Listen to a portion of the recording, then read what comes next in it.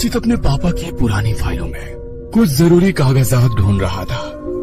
तभी उसके हाथ में कुछ पेपर्स आए जिन पर खून के छींटे थे। रचित ने हैरानी से उन कागजों को देखा और उन्हें पढ़ने की कोशिश करने लगा। उन पर लिखे हुए बहुत से अक्षर लगभग मिट चुके थे। फिर भी जब उसने किसी तरह उन्हें पढ़ा तो हैरान रह गया। ये कागज किसी बंगले के थे जिसे उसके पापा ने वर्षों पहले खरीदा था। रचित उन कागजों को लेकर अपनी माँ वीणा जी के पास गया और उसने कहा, माँ देखो मुझे पापा की फाइल में क्या मिला है, बंगले के कागज।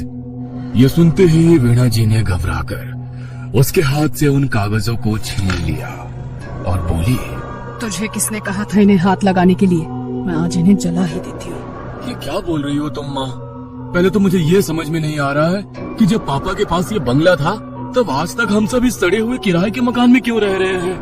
पापा ने आज तक कभी इस बंगले का जिक्र तक नहीं किया और तुम भी कागज जलाने की बात कर रही हो। रचित परेशान सा बोला। इन कागजों को देखते हुए वीणा जी की आंखों में आंसू आ गए थे। उन्हें पोंछकर किसी तरह स्वयं को संभालते हुए उन्होंने कहा, अब तू बड़ा हो गया है, इसीलिए आज मैं तुझे सारी बातें बताती हूँ। ये बात तब की है जब मेरी और तेरे पापा की नई नई शादी हुई थी। जहाँ पर ये बंगला है, हम उसी जंगल के पास वाले शहर में रहते थे।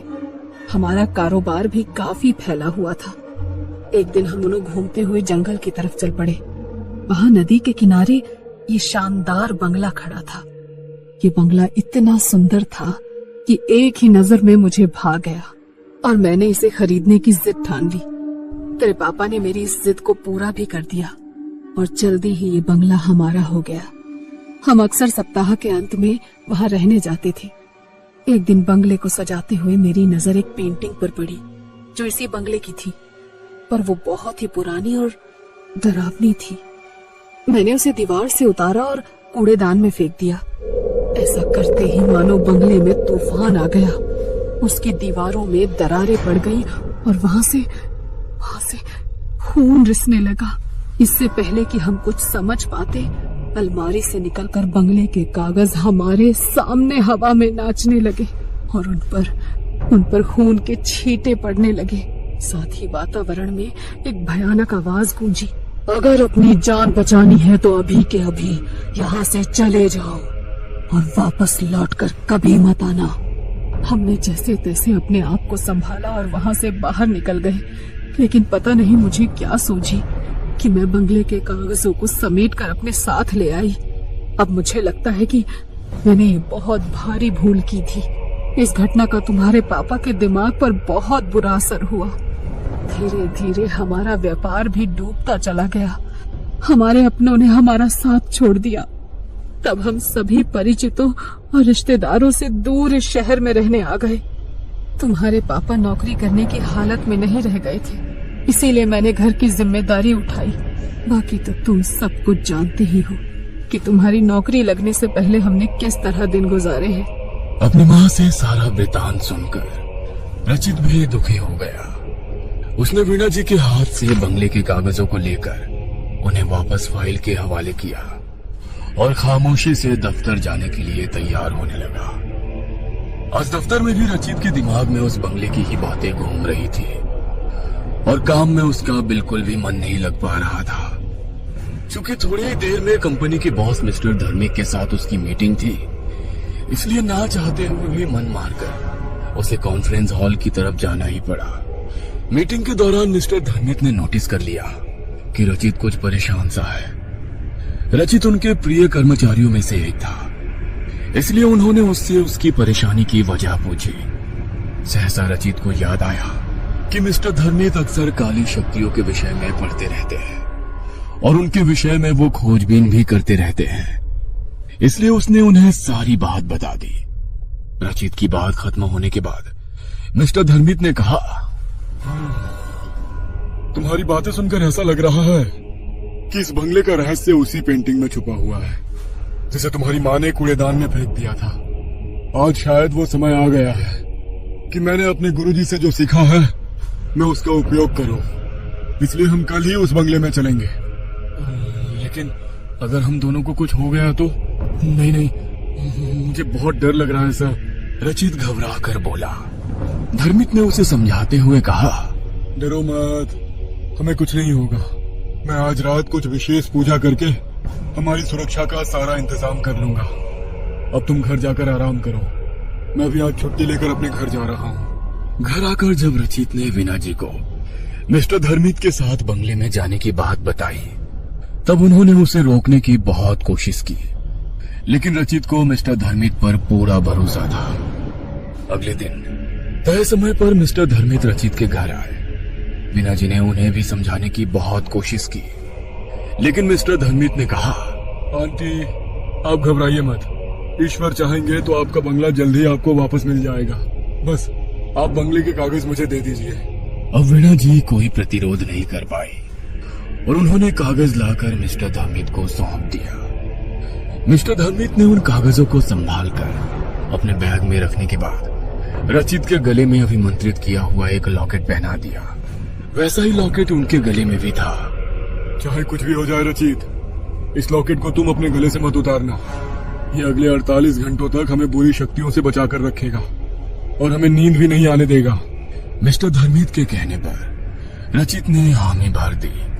7 घंटों के लंबे सफर के बाद मिस्टर धर्मित और रचित की गाड़ी उस बंगले के बाहर खड़ी थी। यह बंगला पूरी तरह से उजाड़ हो चुका था।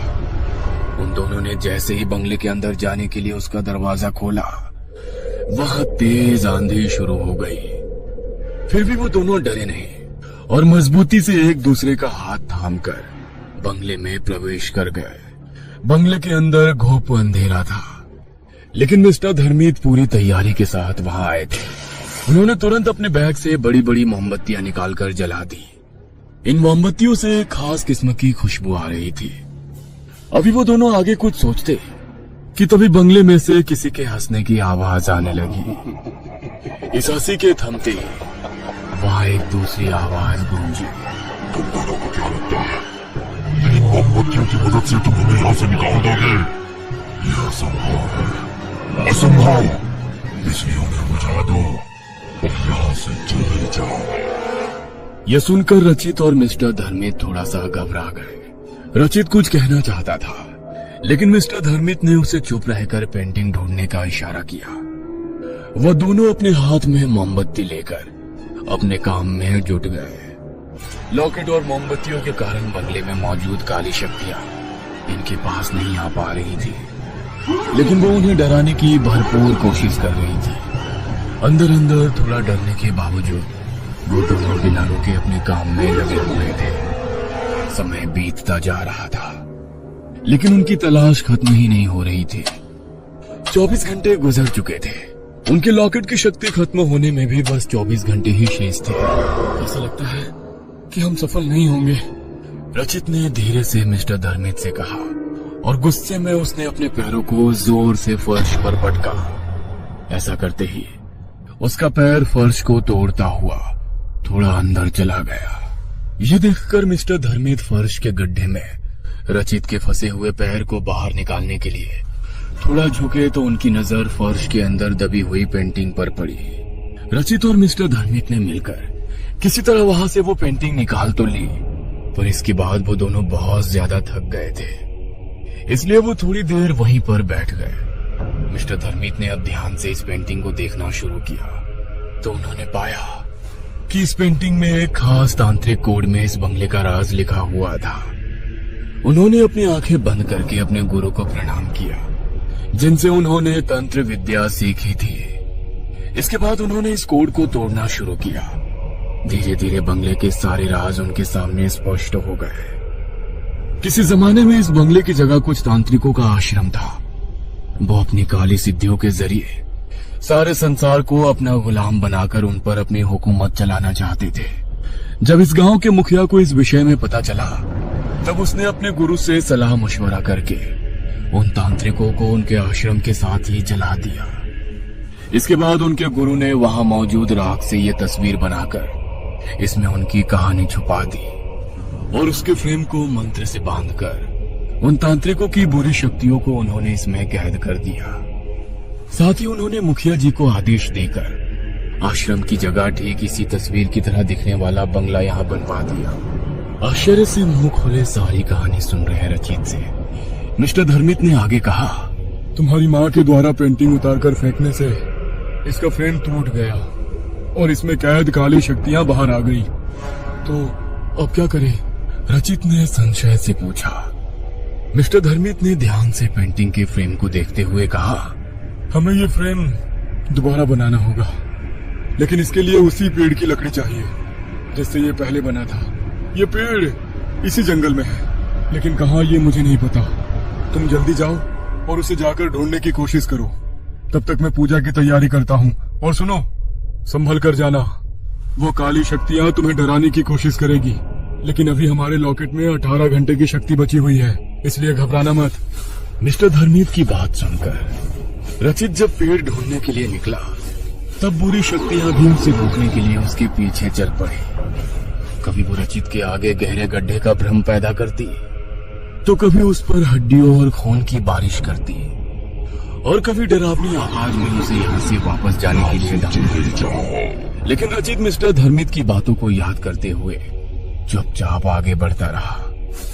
उसने लगभग पूरा जंगल छान लिया, लेकिन उसे वो पेड़ नहीं मिल पा रहा था। 6 घंटे गुजर चुके थे और अब रचित पर निराशा हावी होने लगी थी। उसने मन ही मन अपने ईश्वर को याद किया और उनसे मदद की गुहार लगाते हुए फिर से आगे बढ़ने लगा। अचानक ही उसकी नजर एक छोटे से मंदिर की तरफ गई, जो पेड़ों के झुरमुट में छिपा हुआ था। मदद की आशा से रचित उस तरफ बढ़ गया। जैसे ही उसने मंदिर में कदम रखा, एक आवाज आई, आओ, मैं कब से तुम्हारी ही राह देख रहा था। रचित हैरानी से आवाज की दिशा में बढ़ा तो उसने देखा वहां एक बेहद वृद्ध साधु समाधि में लीन थे। रचित ने जब उन्हें प्रणाम किया, तब साधु बाबा ने अपनी आंखें खोली और उसे आशीर्वाद देते हुए बोले, हम कब से इसी दिन की प्रतीक्षा कर रहे थे जब तुम यहाँ आओगे। आओ, मेरे साथ चलो। रचित मंत्र मुग्ध सा उनके साथ चल दिया। उन्होंने रचित को एक पेड़ की तरफ इशारा किया और अपने थैले में से निकालकर एक कुल्हाड़ी भी उन्होंने उसे दे दी। रचित ने जैसे ही पेड़ से लकड़ी काटी, वो पेड़ वहां से ऐसे गायब हो गया जैसे कभी उसका अस्तित्व ही नहीं था। साधु बाबा ने अब रचित को एक मंत्र देते हुए कहा, इस मंत्र का जाप करो, यह तुम्हें तुरंत ही बंगले में पहुंचा देगा। जाओ, जल्दी जाओ, समय बहुत कम है। रचित ने एक बार फिर उन्हें प्रणाम किया और आंखें बंद करके वो तेजी से उनके दिए हुए मंत्र का जाप करने लगा, जिसकी सहायता से वो पलक झपकते ही बंगले में पहुंच गया। मिस्टर धर्मित ने अब रचित के हाथ से लकड़ी लेकर फ्रेम बनाना शुरू किया। जैसे जैसे फ्रेम बनता जा रहा था, बंगले में मौजूद बुरी शक्तियों के चीखने चिल्लाने की आवाजें भी बढ़ती जा रही थी। वो बंगले में मौजूद सामानों को रचित और मिस्टर धर्मित के ऊपर फेंककर अभी भी किसी तरह उन्हें रोकने की कोशिश कर रही थी, लेकिन मिस्टर धर्मित बिना रुके अपने काम में लगे हुए थे। लॉकेट की शक्ति खत्म होने में अब बस आधा घंटा शेष रह गया था। आखिरकार फ्रेम बन गया और मिस्टर धर्मित ने पेंटिंग को उसके पुराने टूटे हुए फ्रेम से निकालकर नए फ्रेम में डाला और फिर उसे अपने बनाए हुए पूजा स्थल पर रखकर उन्होंने वेदी में अग्नि प्रज्वलित कर दी और एक मंत्र पढ़ने लगे। जैसे जैसे मंत्र के साथ अग्नि में आहुति पड़ती गई, एक एक करके काले धुएं के रूप में सारी बुरी शक्तियां पेंटिंग में वापस कैद हो गई। अगले कुछ ही पलों में वहां शांति छा गई। यह देखकर रचित प्रसन्न हो गया और उसने खुशी से आवेग में मिस्टर धर्मित को गले लगा लिया।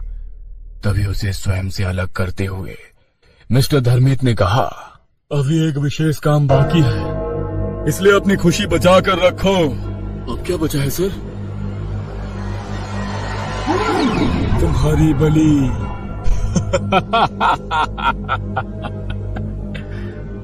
ये कहकर धर्मित अट्टहास करने लगा और देखते ही देखते उसने रचित को रस्सियों में बांध दिया। इसके बाद उसने अपने बैग से बंगले के कागज को निकालकर हवन वेदी के पास रख दिया। रचित ये सब देख सुनकर बुरी तरह घबरा गया था। उसने देखा कि धर्मित की आंखों में खून उतर आया था और उसका चेहरा बहुत ही भयानक लगने लगा था। रचित को कुछ भी समझ में नहीं आ रहा था कि अब वो करे तो क्या करे। तभी धर्मित ने कहा, चलो, तुम्हारी बलि देने से पहले मैं तुम्हारी जिज्ञासा दूर कर देता हूँ। मैं इन तांत्रिकों का मुखिया था जो इस जगह पर बने हुए आश्रम में जलकर मर गए। यह सब मुझसे नफरत करते थे और मेरी सिद्धियां छीनना चाहते थे। इसलिए मैंने अपनी सिद्धियों को यही जमीन में छुपा दिया था। जिस दिन यहाँ आग लगाई गई उस दिन मैं यहाँ से बाहर गया हुआ था, इसलिए संयोग से मैं बच गया। जब इस जगह से जुड़ा विवादित मामला ठंडा पड़ गया तब मैं यहाँ छुपाई गई अपनी सिद्धियों को वापस लेने आया। लेकिन तब मुझे पता चला कि इस जगह को पवित्र मंत्रों की शक्ति से बांध दिया गया था। अब मैं चाह कर भी कुछ नहीं कर सकता था, इसलिए चुपचाप मैं सही समय की प्रतीक्षा करता रहा। फिर एक दिन तुम्हारे माँ पापा यहाँ आए और तुम्हारी माँ ने पेंटिंग के फ्रेम को तोड़कर मंत्रों की शक्ति को खत्म कर दिया। लेकिन तब भी मैं इस जगह पर मौजूद अपनी शक्तियों को वापस नहीं पा सका, क्योंकि वो खून के छींटों के रूप में बंगले के कागज के साथ जा चुके थे। अब मैंने अपने गुरु की शरण ली। तब उन्होंने अपनी शक्ति से मुझे तुम्हारे विषय में बताया। अपने गुरु के आशीर्वाद से मैं कोई भी रूप ले सकता हूँ, इसलिए दुनिया से छुपने के लिए मैंने ये रूप लिया और तुम इंसानों के बीच रहकर तुम्हारी तरह काम करते हुए मैं तुम्हारे बड़े होने की राह देखने लगा। जैसे ही तुम्हारे कॉलेज में प्लेसमेंट शुरू हुआ मैं वहां पहुंच गया और मैंने तुम्हें अपने दफ्तर में नौकरी देकर तुमसे नजदीकियां बढ़ानी शुरू कर दी। इससे पहले कि मैं सही अवसर देखकर तुमसे इस बंगले के विषय में पूछता, तुमने खुद ही मुझे उसके बारे में बताकर मेरा काम आसान कर दिया। अब इन सभी मृत तांत्रिकों की शक्ति भी मेरे वश में आ चुकी है, जो कभी मुझसे मेरी शक्तियां छीनना चाहते थे। बस एक इंसान अर्थात तुम्हारी बलि देते ही मैं इस असीम शक्तियों का स्वामी बन जाऊंगा और ये सारी दुनिया मेरी मुट्ठी में कैद होगी। आप ऐसा नहीं कर सकते। अगर मैं वापस अपने घर नहीं पहुंचा तो मेरी माँ पुलिस में जाएगी और तब आप पकड़े जाएंगे। रचित ने हिम्मत जुटाकर कहा। प्रत्युत्तर में धर्मित ने हंसकर कहा, जब तक तुम्हारी माँ को तुम्हारे हश्र की खबर होगी तब तक मैं सर्वशक्तिमान बन चुका होऊंगा। रचित को अब अपनी मौत साक्षात सामने नजर आ रही थी। उसने अपनी आंखें बंद करके अपने माँ पापा और ईश्वर को याद किया। उसे पछतावा हो रहा था कि काश उसने अपनी माँ की बात मान ली होती और यहाँ ना आया होता, पर अब क्या हो सकता था। इसलिए वो चुपचाप अपनी नियति की प्रतीक्षा करने लगा। धर्मित ने वो वापस मंत्र पढ़ना शुरू किया। जैसे ही उसने रचित पर अभिमंत्रित राख फेंकनी चाहिए तभी आवाज आई, रुक जाओ। धर्मित के साथ साथ रचित ने भी चौंक कर अपनी नजरें उठाई तो सामने वही साधु बाबा खड़े थे जो जंगल में रचित को मिले थे। उन्होंने तत्काल अपनी शक्ति से रचित के बंधन को खोल दिया और उसी बंधन में उन्होंने धर्मित को बांध दिया।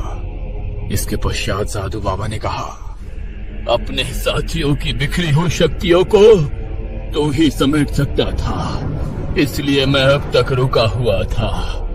अब जब तूने इन सबको वापस फ्रेम में कैद कर दिया है तो अब तेरे नष्ट होने की घड़ी भी आ चुकी है। आप ऐसा नहीं कर सकते, मेरे गुरु मुझे बचा लेंगे। ये कहकर धर्मित अपने गुरु को पुकारने लगा। साधु बाबा मुस्कुराए और बोले, वो पाखंडी जो कभी मेरा शिष्य और तेरा गुरु हुआ करता था अब कभी तेरे पास नहीं आएगा। देख मैंने उसका क्या हश्र किया है। साधु बाबा के हाथ घुमाते ही रचित और धर्मित के सामने किसी चलचित्र की तरह धर्मित के गुरु के जलकर मरने का दृश्य घूमने लगा। नहीं, ऐसा नहीं हो सकता, यह असंभव है। धर्मित गुस्से से चीखा। साधु बाबा ने कहा, कुछ भी असंभव नहीं है। जो इस संसार में आया है उसे एक ना एक दिन यहाँ से जाना ही पड़ता है। बस सबका अपना समय तय होता है। तेरे कपटी गुरु को मारने के लिए मुझे जिस शक्ति की जरूरत थी वो आज ही मेरी सिद्धि पूरी होने पर मुझे मिल गई और मैंने तत्काल इस बुराई को नष्ट कर दिया। बस अब हमेशा के लिए नष्ट होने की बारी तेरी है। उनकी बात सुनकर रचित की हिम्मत बंधी और वो फुर्ती से उठकर साधु बाबा के पास चला गया। इससे पहले कि धर्मित कुछ कर पाता, साधु बाबा ने उसकी मुट्ठी में मौजूद राख अपनी मुट्ठी में खींच ली और उसे धर्मित के ही ऊपर फेंक दिया। राख के पड़ते ही वहां से धर्मित और बंगले की पेंटिंग धुआं बनकर हवा में विलीन हो गई। बुरी शक्तियों के मिटते ही बंगला सूरज के पवित्र प्रकाश से जगमगा उठा। साधु बाबा ने रचित को आशीर्वाद देते हुए कहा, अब ये बंगला हर तरह की समस्या से मुक्त हो चुका है। तुम अपने माता पिता को यहाँ ले आओ और अपने पिता के साथ मिलकर फिर से उनका व्यवसाय शुरू करो। धर्मित का लिखा हुआ आत्महत्या पत्र कल उसके दफ्तर में पहुंच जाएगा। तुम जब तक वहां पहुंचोगे वहां मौजूद सभी लोग भूल चुके होंगे कि तुम कभी धर्मित के साथ कहीं गए थे। रचित साधु बाबा को प्रणाम करने के लिए उनके पैरों पर झुका। उसके झुकते ही साधु बाबा वहां से अंतर ध्यान हो गए। रचित ने अपना बैग उठाया और बंगले में ताला लगाकर गाड़ी की तरफ चल दिया। यहां से वापस जाते हुए वो खुश भी था और दुखी भी था। उसे खुशी थी कि उसके पापा की मेहनत की कमाई से खरीदा हुआ यह बंगला अब भूतिया नहीं रहा था, लेकिन साथ ही उसे दुख भी था कि उसने बिना सोचे समझे धर्मित जैसे धोखेबाज पर भरोसा करके अपने साथ साथ अपने परिवार को भी मुश्किल में डाल दिया था। वापस अपने शहर पहुंचकर जब रचित ने अपने माँ पापा को धर्मित की सच्चाई बताई तब वो दोनों भी हैरान रह गए। मीणा जी ने तुरंत भगवान के आगे माथा टेका कि उन्होंने रचित को इतनी बड़ी मुसीबत से बचा लिया था। कुछ दिनों के पश्चात रचित अपने माँ पापा को लेकर पुनः उस बंगले में आया और साथ ही उसने अपने पापा का व्यवसाय भी एक बार फिर से शुरू किया। उसके पापा की मानसिक हालत भी अब सुधरने लगी थी।